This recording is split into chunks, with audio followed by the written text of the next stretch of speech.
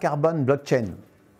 Dans le cadre de la lutte contre le réchauffement climatique, l'objectif prioritaire est de réduire les émissions de CO2, directes ou indirectes d'ailleurs, et bien sûr d'optimiser la fiscalité écologique, en particulier la taxe carbone.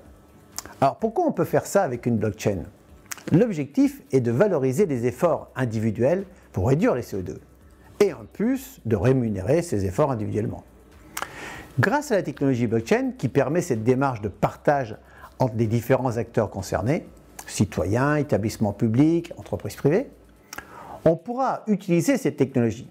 Alors bien sûr, cette technologie, je ne vais pas vous parler de registre, de smart contract ou d'empreinte, ça n'a pas de valeur ajoutée ici, ce qui nous intéresse c'est l'usage. Qu'est-ce qu'on constate? Que premièrement, les entreprises du secteur de l'énergie payent la taxe carbone. Deuxièmement, cela ne fait pas pour autant baisser le CO2. Et troisièmement, le citoyen qui fait des efforts pour réduire ce CO2 n'est pas forcément reconnu ou voire récompensé. Alors quelle solution? Au lieu de verser la taxe carbone à l'État, il est préférable de rémunérer directement les citoyens qui font des efforts pour réduire le CO2. Conséquence, cela ne coûte pas plus cher à l'entreprise. Autre conséquence, le citoyen bénéficie d'une récompense immédiatement. Et la conséquence la plus importante, c'est surtout la diminution du CO2, c'est ça notre objectif.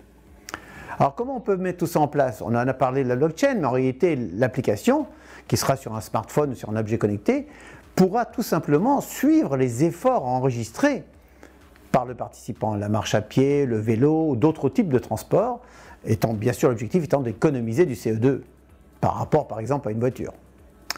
Le programme récompense les participants avec un virement sur un compte personnel automatiquement. C'est ça qu'on appelle le smart contract. Alors vers quoi on va globalement? C'est une démarche qui va être très équilibrée car elle ne coûte pas plus cher aux entreprises et bien sûr elle rapporte des ressources aux utilisateurs. Et surtout, elle réduit l'empreinte carbone.